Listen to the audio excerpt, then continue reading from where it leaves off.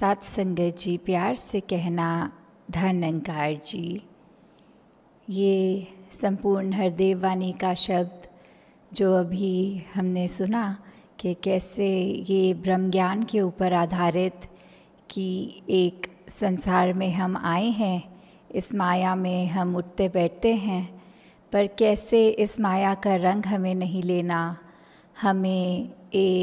अपने आप में भी ये सोचना है कि किस सोर्स से हम आए हैं, किस में जाना है। और वो आंसर यही है कि इस परमात्मा ने जहाँ इस ब्रह्मांड की भी रचना की है, वहीं हम इंसानों की, तो कैसे हमारा असली सोर्स ये परमात्मा, ये निराकार है।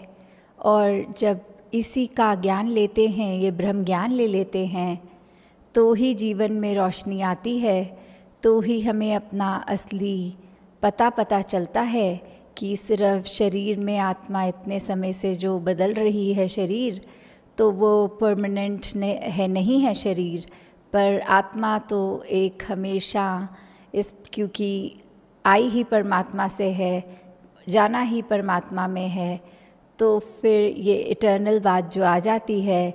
ये बात मोक्ष और मुक्ति की भी आ जाती है कि कैसे इस आत्मा ने चुनना है कि अपनी भटकन करनी है या मोक्ष प्राप्त करना है। ब्रह्म ज्ञान मिलता है तो मोक्ष मुक्ति अवश्य ही मिलती है। बस सवाल ये कि क्या हम इस ब्रह्म ज्ञान को जीते जी याद रख रहे हैं या फिर इस उलझनों में, इस माया में भटक रहे हैं। हाँ जी, सिर्फ ज्ञान लेने से कोई बात न बनने वाली है, बिना कर्म के कभी जिंदगी नहीं संवरने वाली है। तो यहाँ कर्म के ऊपर जो एम्फसिस आया कि सिर्फ ज्ञान ले लिया पर कर्म में नहीं ढाला, जैसे पिछले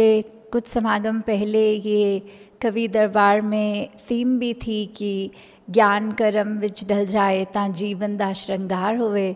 कि कैसे हमारे जीवन में ये बैलेंस्ड अप्रोच कि ज्ञान से हमारी एक चेतनता, एक सच्चाई हमारे सामने है, पर कर्मों में कैसे हम ज्ञान को ढालें। क्या हमारे एक उस तरह ज्ञान बस गया है हमारे अंदर कि पल पल हम इस निरंकार को चाहे सुमिरन रूप में याद कर रहे हैं, चाहे मन में हमेशा सत्संग जाने के लिए एक वो उतावलापन, एक खिंच, एक रुझाव सत्संग की तरफ। क्या हम सेवा को एक कार्य ही मान रहे हैं या सच में अपनी ये ह्यूमिलिटी के साथ एक सर्विंग वाली बात कि कैसे हमारा ध्यान किस तरह है उसको लेकर सेवा को, तो क्या हम अपने जीवन में कर रहे हैं, किस तरह, क्या हम ज्ञान के बाद कर्म में सब बातें ढाल पा रहे हैं। यदि हाँ, तो फिर हम ज्ञान को वाकई ही अपने अंदर एक अब्जॉर्ब कर पाए हैं। वैसे तो निरंकार इतना विस्तार है, इसका ये बेअंत है, फिर भी एक अपनी एक ह्यूमन माइंड से जितना हम इसको समझ पा रहे हैं, तो उतना ही हम अगर अपने अंदर पल पल इसके एहसास में रह पाएँ, तो उसी के साथ ही जीवन में हमारे प्रोग्रेस करना है। हम एज अ पर्सन अपने आप को कह लें, हमारी सोल इवॉल्व होते हुए तो उसी पर अपने आप को केंद्रित रखेंगे, तो ये जीवन में आगे सुनहरा होना है। हाँ जी, ध्यान बिना ये ज्ञान कभी ना उतरेगा इस जीवन में, हर पल हर छिन सुमिरन वाली ज्योति जगानी है मन में। तो ये सिमरन की बात जैसे दासी ने अभी भी बोला कि कैसे ये सुमिरन हमेशा ये इच्छा रहे मन में कि सुमिरन करें हम, कैसे ये ज्ञान की ज्योत हमेशा जलती रहे। तो ये कोई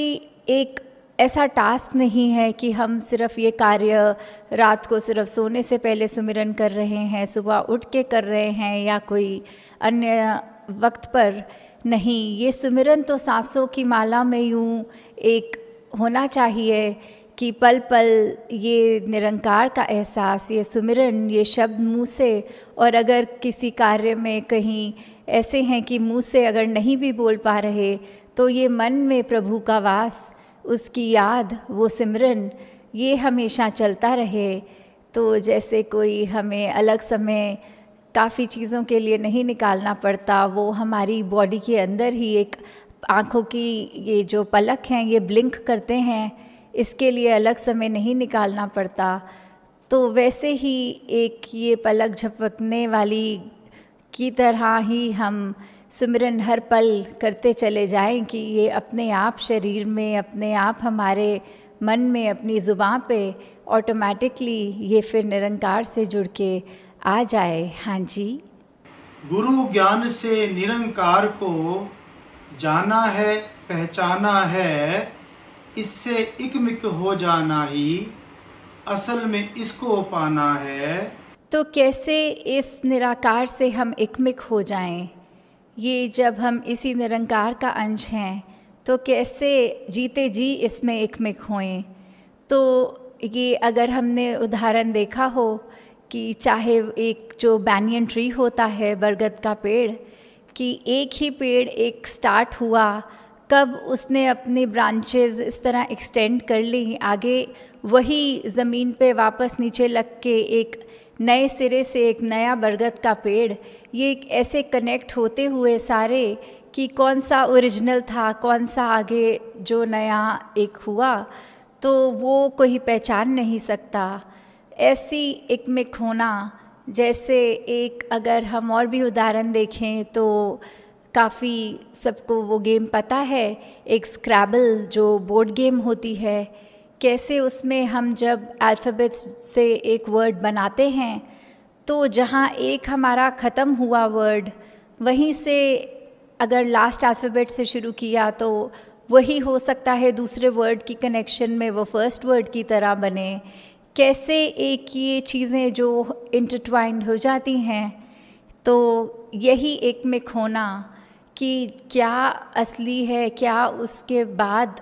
उसको ग्रहण करने वाला है। ये जो बूंद जब इस सागर में मिल जाए तो उसको ही सागर कहलाया जाता है। तो ऐसी इकमिक होना, इस तरह इस परमात्मा के साथ हम अपनी रूह का कनेक्शन बनाएं, ऐसे इसमें हम हर श्वास जिएं, हर सांस में हर कार्य इसके साथ उसी तरह हो। जैसे गुरबानी में भी लिखा है कि ब्रह्म ज्ञानी का सगल आकार, ब्रह्म ज्ञानी आप निरंकार, कि कैसे ये परमात्मा और फिर इस इंसान में फ़र्क नहीं होगा जिसने ये दात प्राप्त कर ली है। तो ये ब्रह्मज्ञानी जब हम असली में हो जाते हैं, सच्चे मायने में हो जाते हैं,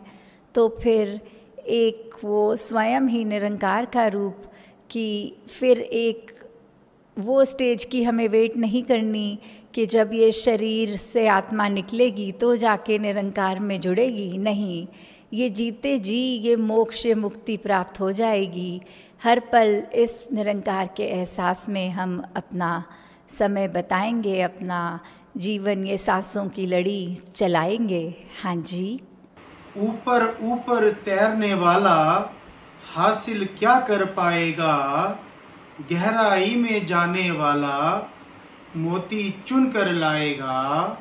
तो कैसे ये अगर एग्ज़ाम्पल दिया है कि ओशन होता है, उसमें इतनी कीमती चीज़ें बहुत नीचे होती हैं उस समुंदर के, तो अगर तो ऊपर ऊपर से देखें तो फिर तो एक समुंदर के किनारे सिर्फ रेत मिलती है, या कभी कभी शंख या कुछ ऐसा मिलेगा जिसकी इतनी ज़्यादा कीमत नहीं। पर अगर एक डीप उस समुंदर के हम जाएंगे तो फिर हमें कीमती चीज़ें मिलती हैं।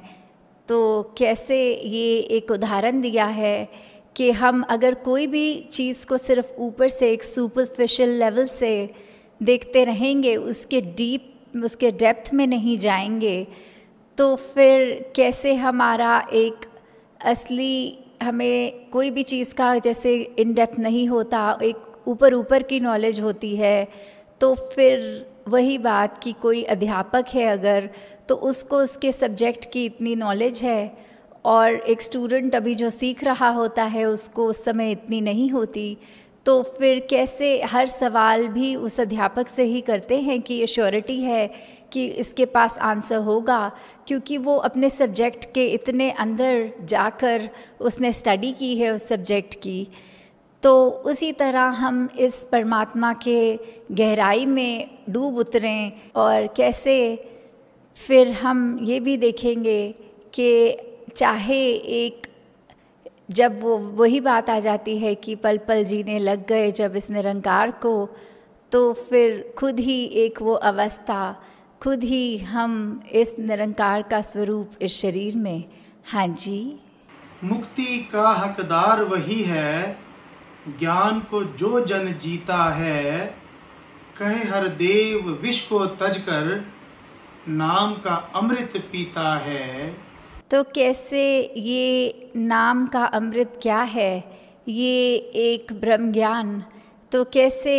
ये जब हमने विष, कुछ भी हो सकता है, चाहे वो एक बुरी आदतें कह लें, एक बुरे हमारे थॉट्स कह लें, एक व्यवहार बुरा कह लें, एक सोच बुरी कह लें, तो वो विष है। वो कोई भी चीज़ जो माया है, जो हमें इस परमात्मा से दूर रख रही है, वो एक पॉइज़न है। और कैसे उस हर एक चीज़ का एक ही तोड़, एक ही इलाज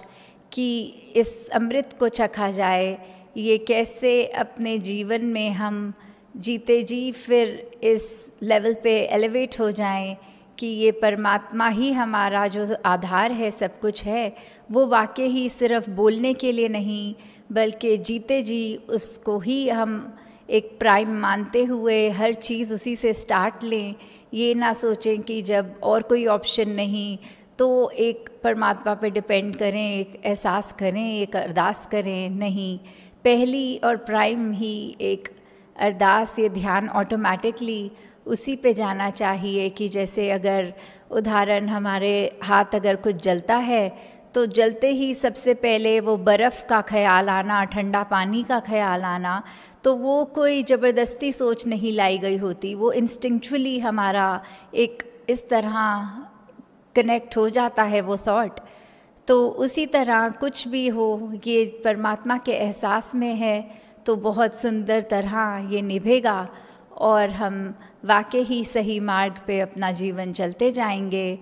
तो जहाँ भक्ति की शुरुआत होती ही ब्रह्म ज्ञान से है, ऐसा नहीं कि ब्रह्म ज्ञान अगर मिल गया तो एक कन्फर्म्ड सैल्वेशन है। नहीं, ब्रह्म ज्ञान तो पहली सीढ़ी है। इसी से हम आगे जब चलेंगे अपने जीवन में, एक भक्ति का जीवन अगर शुरू करना है तो ब्रह्म ज्ञान लेके एक सच्चाई से वाकिफ़, इससे रूबरू होकर फिर ही भक्ति मार्ग में पहला कदम रखना पॉसिबल है। तो दातार हर एक के जीवन में सुख और शांति का एहसास बनाए रखे। साथ संगत जी, धन्यवाद जी।